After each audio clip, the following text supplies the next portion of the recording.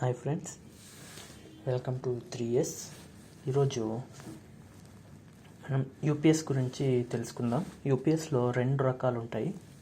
అందులో ఒకటి వచ్చేసి ఆఫ్లైన్ యూపీఎస్, ఇంకొకటి ఆన్లైన్ యూపీఎస్. ఈ రెండింటికి డిఫరెన్స్ ఏంటి అన్నది మనం ఈరోజు తెలుసుకుందాం. మీకు ఇక్కడ కనిపిస్తుంది కదా, ఇది ఆఫ్లైన్ యూపీఎస్ యొక్క స్కీమాటిక్ డయాగ్రామ్.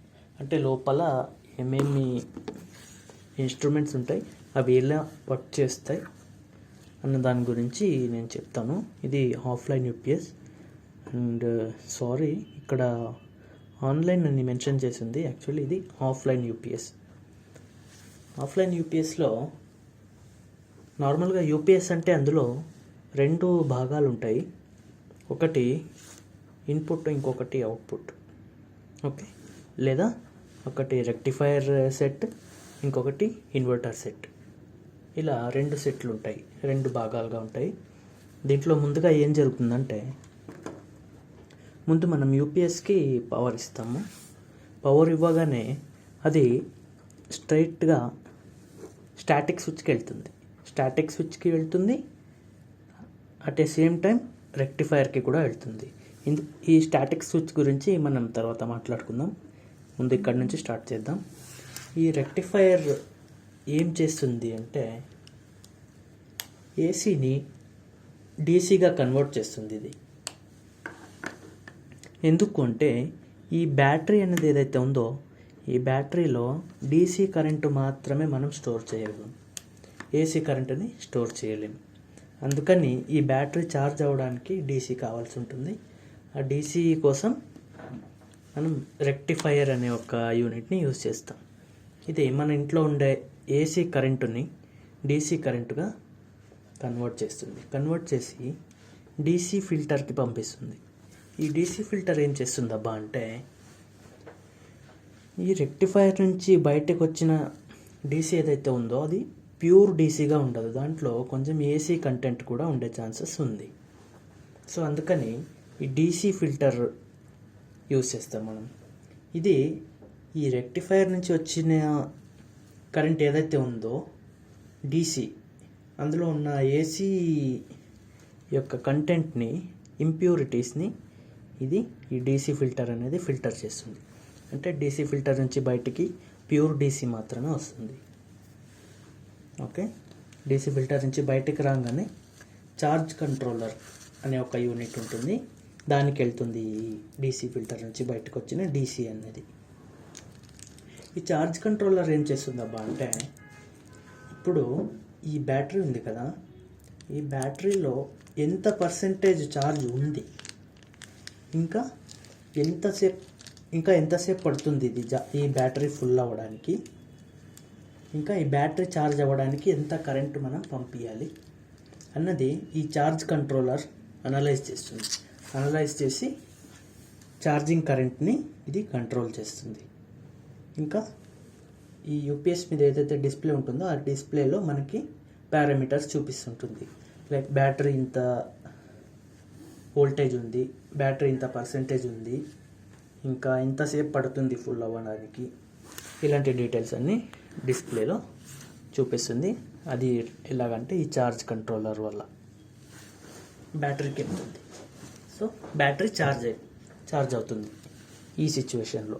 ఇప్పుడు నార్మల్గా పవర్ ఉంది, ఈ బ్లూ లైన్ కనిపిస్తుంది కదా, ఇది పవర్. ఓకే, పవర్ ఉన్నప్పుడు ఆపరేషన్ ఇలా ఉంటుంది.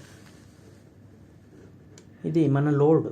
ఓకే, ఈ స్టాటిక్ స్విచ్ ఏంటి అంటే, దీంట్లో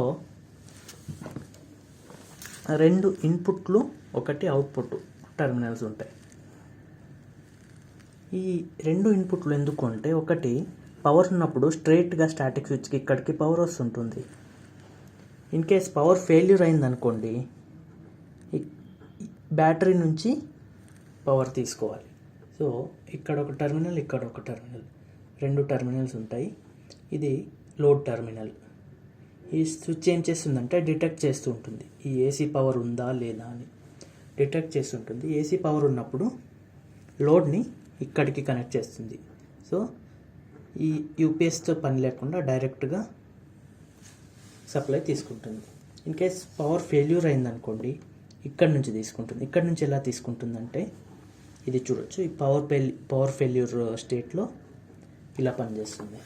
మనం ఛార్జ్ కంట్రోలర్ బ్యాటరీ వరకు చెప్పుకున్నాం కదా పవర్ నార్మల్ ఆపరేషన్లో. ఇప్పుడు పవర్ ఫెయిల్యూర్ టైంలో ఎలా ఉంటుందంటే ఈ బ్యాటరీ నుంచి ఇన్వర్టర్కి వెళ్తుంది. ఈ రెడ్ లైన్ ఏదైతే ఉందో బ్యాటరీ నుంచి వెళ్తున్నది. ఈ ఇన్వర్టర్ ఎందుకు యూజ్ చేస్తామంటే సేమ్ ఇది కూడా ఒక రెక్టిఫైర్ లాంటిదే, బట్ రెక్టిఫైర్కి ఆపోజిట్ ఈ ఇన్వర్టర్. ఈ ఇన్వర్టర్ ఏం చేస్తుంది అంటే డీసీ వోల్టేజ్ని ఏసీగా కన్వర్ట్ చేస్తుంది. ఎందుకంటే మన ఇంట్లో ఉన్న ఫ్యాన్లు కావచ్చు, టీవీ కావచ్చు, ఇంకా లేదా లైట్స్ కావచ్చు, ఏదైనా సరే అన్నీ ఏసీ కరెంటు మీద మాత్రమే నడుస్తాయి, డీసీ కరెంట్ మీద నడవవు. సో అందుకని బట్ బ్యాటరీలో మాత్రం డీసీ ఉంటుంది. మనం బ్యాటరీ నుంచి డీసీ డైరెక్ట్గా యూజ్ చేసుకోలేము కాబట్టి ఇన్వర్టర్ యూజ్ చేస్తాము. ఈ ఇన్వర్టర్ బ్యాటరీలో ఉన్న డీసీ కరెంటుని తీసుకుని దాన్ని ఏసీగా మార్చి బయటికి పంపిస్తుంది. ఆ బయటికి వచ్చింది ఏసీ ఫిల్టర్కి వెళ్తుంది. ఏసీ ఫిల్టర్ ఎందుకంటే ఇది కూడా సేమ్ డీసీ ఫిల్టర్ లాగానే, బట్ దానికి ఆపోజిట్. ఈ ఏసీ ఫిల్టర్కి ఇన్పుట్ ఇచ్చిన ఏసీ కరెంట్లో ఏదైనా డీసీ కంటెంట్, ఏదైనా ఇంప్యూరిటీస్ ఉంటే దాన్ని ఫిల్టర్ చేసి ప్యూర్ ఏసీని స్టాటిక్ స్విచ్కి పంపిస్తుంది. ఈ స్టాటిక్ స్విచ్ ఏం చేస్తుంది, అది ఆల్రెడీ సెన్స్ చేస్తూనే ఉంటుంది పవర్ ఉందా లేదా అని. పవర్ లేదు అంటే ఆటోమేటిక్గా ఏసీ ఫిల్టర్ నుంచి వచ్చిన సోర్స్ టెర్మినల్ ఏదైతే ఉందో దానికి కనెక్ట్ చేస్తుంది ఈ లోడ్ని. సో అప్పుడు పవర్ ఇక్కడ నుంచి బ్యాటరీ నుంచి ఇలా యూజ్ అవుతూ ఉంటుంది. అదే పవర్ ఉందనుకోండి, ఇక్కడ చూడండి, పవర్ ఉంటే యూపీఎస్తో సంబంధం లేకుండా స్ట్రైట్గా లోడ్కి వెళ్తూ ఉంటుంది. స్టాటిక్ స్విచ్ మధ్యలో ఉంటుంది. ఇది ఆఫ్లైన్ యూపీఎస్ యొక్క వర్కింగ్ మెథడ్. ఇది ఆఫ్లైన్ యూపీఎస్ అని ఎందుకు అంటామంటే ఈ యూపీఎస్ సిస్టమ్ అంటే చూడండి, rectifier, DC filter, charge controller, battery, inverter, AC filter, okay, ఇవన్నీ యూపీఎస్ సిస్టమ్. ఇది అన్ఇంటరప్టబుల్ పవర్ సిస్టమ్ అనేది ఇదంతా ఒక సిస్టమ్. ఆఫ్లైన్ అంటే ఈ సిస్టమ్ ఆఫ్లైన్లో ఉంటుంది. అంటే చూడండి, ఇక్కడ పవర్ స్ట్రైట్గా లోడ్కి వెళ్ళిపోతుంది, దీంతో ఏం సంబంధమే లేదు. ఈ యూపీఎస్ ఏదైతే ఉందో దీంతో ఏం సంబంధం లేకుండా స్ట్రైట్గా వెళ్ళిపోతుంది, అందుకే దీన్ని ఆఫ్లైన్ అంటాము. అదే ఇప్పుడు ఆన్లైన్ యూపీఎస్ది చూసుకుందాం. ఇది చూడండి, ఇది ఆన్లైన్ యూపీఎస్ ఒక స్కీమాటిక్ డయాగ్రామ్. దీంట్లో చూడండి, దీంట్లో ఏసీ మెయిన్స్ ఇవ్వగానే స్ట్రైట్ రెక్టిఫైర్కి వెళ్తుంది. రెక్టిఫైర్ ఇంతకు ముందు మాట్లాడాం కదా, ఏసీ నుంచి డీసీ చేస్తుంది అంతే. డీసీ రెక్టిఫైర్ నుంచి బయటకు వచ్చిన డీసీ ఫిల్టర్కి వెళ్తుంది. అక్కడ ఏమైనా ఇంప్యూరిటీస్ ఉంటే ఫిల్టర్ అయ్యి స్ట్రైట్గా ఛార్జ్ కంట్రోలర్కి వెళ్తుంది. ఛార్జ్ కంట్రోలర్ బ్యాటరీలో ఎంత కరెంట్ ఉంది, ఎంత వోల్టేజ్ ఉంది, మనం ఎంత కరెంటుని బ్యాటరీకి పంపించాలన్నది డిసైడ్ చేసి కంట్రోల్ చేస్తుంది. బ్యాటరీకి వెళ్ళి బ్యాటరీ నుంచి అట్నే బయటకు వచ్చేస్తుంది. బయటకు వచ్చి ఇన్వర్టర్కి వెళ్తుంది. ఇన్వర్టర్ కూడా మనం ఇంతకుముందు చెప్పుకున్నట్టుగా డీసీని ఏసీగా కన్వర్ట్ చేసి బయటికి పంపిస్తుంది. ఆ బయటకు వచ్చిన కరెంటు ఏసీ ఫిల్టర్కి వెళ్తుంది. ఆ ఏసీ ఫిల్టర్ ఏం చేస్తుంది అంటే డీసీ ఇంప్యూరిటీస్ ఏదైనా ఉంటే దాన్ని తీసి ఏసీని మాత్రమే మన లోడ్కి పంపిస్తుంది. ఇది ఆన్లైన్. చూడండి, ఆన్లైన్ ఎందుకు అంటే మనం ఇచ్చిన పవర్, మనం తీసుకుంటున్న లోడు మధ్యలో సిస్టమ్ ఉంది, యూపీఎస్ ఉంది మధ్యలో. చూడండి, మీకు దీన్ని ఆన్లైన్ అంటారు. అంటే మనం ఇస్తున్నాము అట్లనే తీసుకుంటున్నాము కూడా. At a time double conversion జరుగుతుంది దీంట్లో. ఇలా కూడా అంటారు, డబుల్ కన్వర్షన్ యూపీఎస్ అంటారు కొంతమంది. డబుల్ కన్వర్షన్ అంటే ఏం లేదు, ఇప్పుడు ఇక్కడ ఇస్తున్నాము, ఇక్కడ తీసుకుంటున్నాము సేమ్ టైం.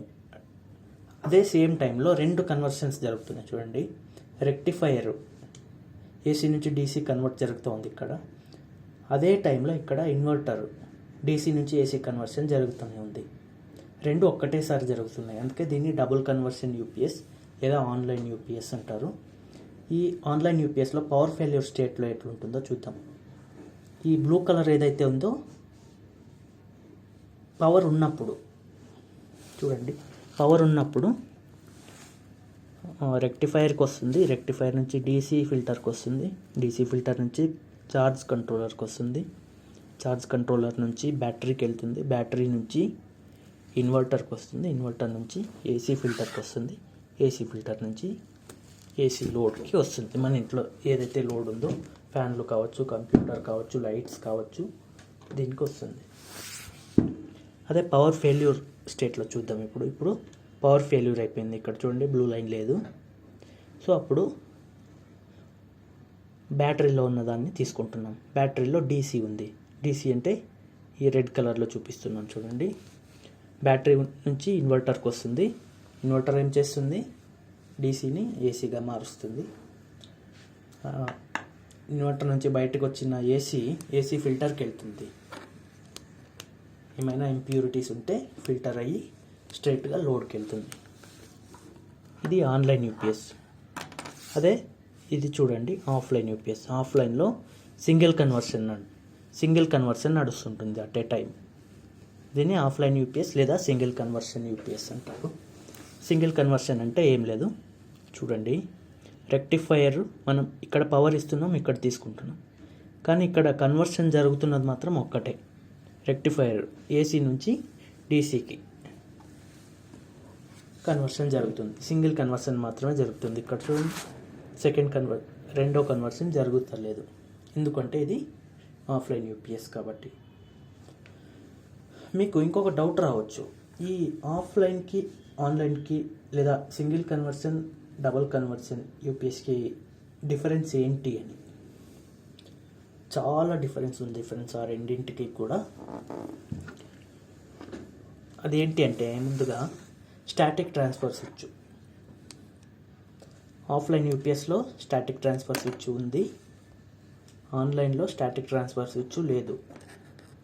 ఎందుకు లేదు అంటే దీంట్లో డబుల్ కన్వర్షన్ జరుగుతుంది కాబట్టి స్టాటిక్ ట్రాన్స్ఫర్ స్విచ్ అవసరం లేదు. అదే దీంట్లో ఆఫ్లైన్ యూపీఎస్లో సింగిల్ కన్వర్షన్ కాబట్టి స్టాటిక్ ట్రాన్స్ఫర్ స్విచ్ అవసరం ఉంది. ఓకే, ఇది ఒక ఫస్ట్ డిఫరెన్స్. ఇంకొకటి, ఈ ఆఫ్లైన్ యూపీఎస్ ఏదైతే ఉందో దీంట్లో మనం వోల్టేజ్ రెగ్యులేషన్ చేయలేము. ఎందుకు అంటే చూడండి, ఇక్కడ ఏసీలో ఏదైనా ఫ్లక్చుయేషన్ వచ్చిందని, పవర్ ఉన్నప్పుడే, కానీ దీంట్లో ఏదైనా ఫ్లక్చుయేషన్ వచ్చిందనుకోండి ఈ లోడ్లో కూడా ఫ్లక్చుయేషన్ వస్తుంది. ఎందుకంటే మనం స్ట్రైట్గా తీసుకుంటున్నాము యూపీఎస్ని, ఎందుకంటే ఆ టైంలో యూపీఎస్ ఆఫ్లైన్లో ఉంది కాబట్టి.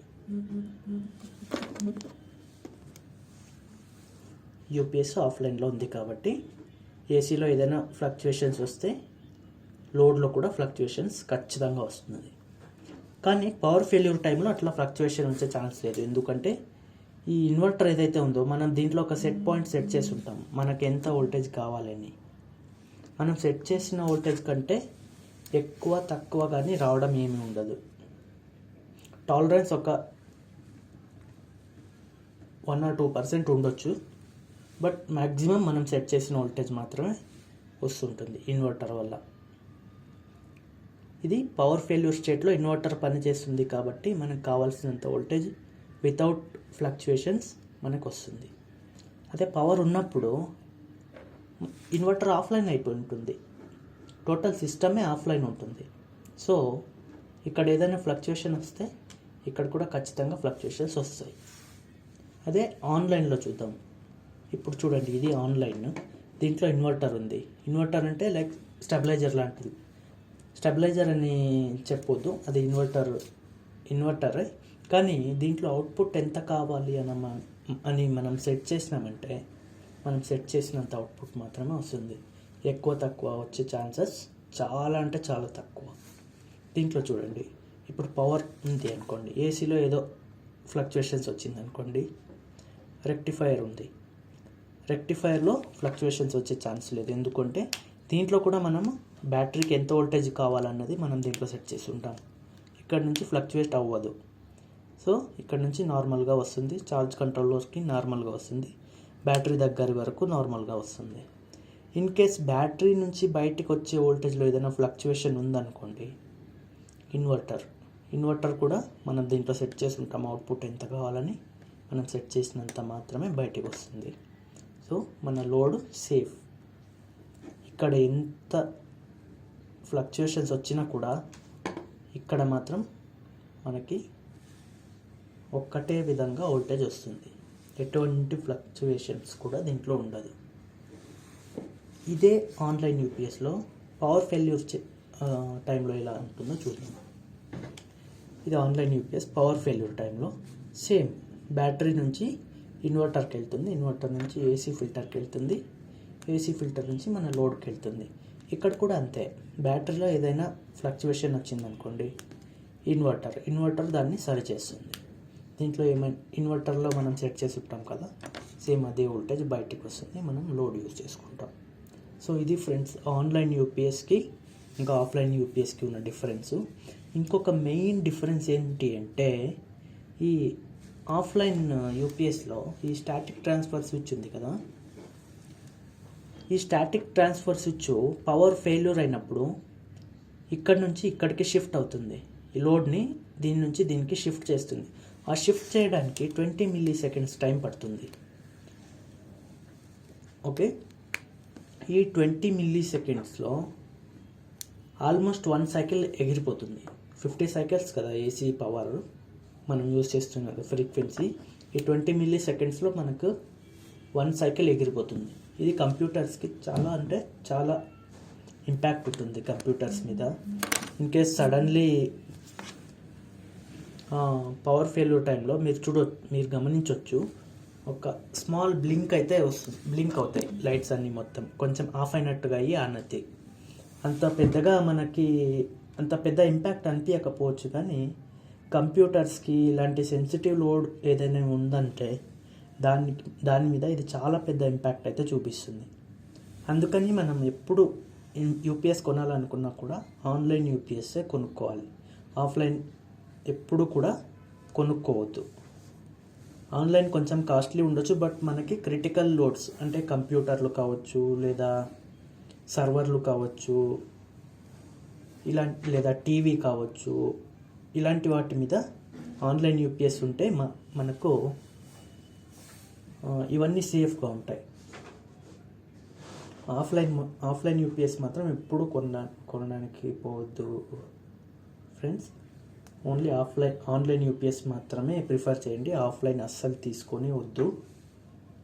ఒక 1000-2000 తక్కువ ఉందని మీరు దాన్ని తీసుకున్నారనుకోండి, ఇలాంటి టీవీ కావచ్చు, లేదా కంప్యూటర్స్ కావచ్చు, ఇలాంటి ఎక్విప్మెంట్స్ మొత్తం మీకు రిస్క్లో పడతాయి. ఆన్లైన్ యూపీఎస్ కొన్నారనుకోండి, మీరు టీవీకి స్టెబిలైజర్ కొనాల్సిన అవసరం లేదు, ఎందుకంటే ఆన్లైన్ యూపీఎస్ నుంచి ఫ్లక్చువేషన్స్ వచ్చే ఛాన్సే లేదు కాబట్టి. సో ఇది ఫ్రెండ్స్, మీకు ఆన్లైన్ ఇంకా ఆఫ్లైన్ యూపీఎస్ మధ్య డిఫరెన్స్ తెలిసిందనుకుంటున్నాను. ఇంకా ఏమైనా డౌట్స్ ఉంటే కామెంట్స్లో చేయండి, కామెంట్స్లో చెప్పండి, నేను ఖచ్చితంగా రిప్లై చేయడానికి ట్రై చేస్తాను. ఇంకా మీకు ఎలాంటి వీడియోస్ మీరు ఎక్స్పెక్ట్ చేస్తున్నారో కామెంట్లో చేయండి, నేను ఖచ్చితంగా ట్రై చేస్తాను అలాంటి వీడియోస్ చేయడానికి. నా వీడియో నచ్చినట్లయితే లైక్ చేయండి, కామెంట్ చేయండి, ముఖ్యంగా నా ఛానల్ సబ్స్క్రైబ్ చేసుకోండి ఫ్రెండ్స్.